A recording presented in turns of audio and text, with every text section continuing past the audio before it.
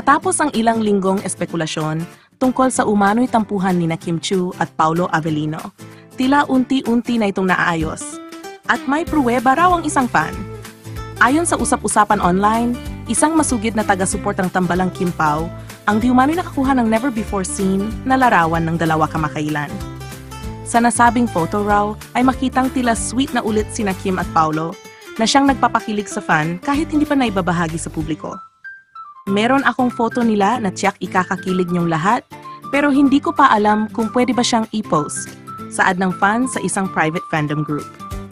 Dagdag pa niya, ayaw niyang makasagasa ng anumang restriction o makasira ng privacy ng dalawa. Lalo't may mga eksenang confidential pa habang ongoing ang tapping ng kanilang bagong serye na The Alibay sa Cebu. Samantala, marami namang netizens ang nagsabing naniniwala sila sa unti-unting pag-aayos ng dalawa habang patuloy na umiigting ang kilig ng mga tagahanga na nanatiling tahimik ang kampo ni Kim at Paolo. Sa bawat private moments nga nila nagsisimula hanggang uminit muli ang kanilang tambalan at sana nga ay tapos na ang kanilang diumanong tampuhan.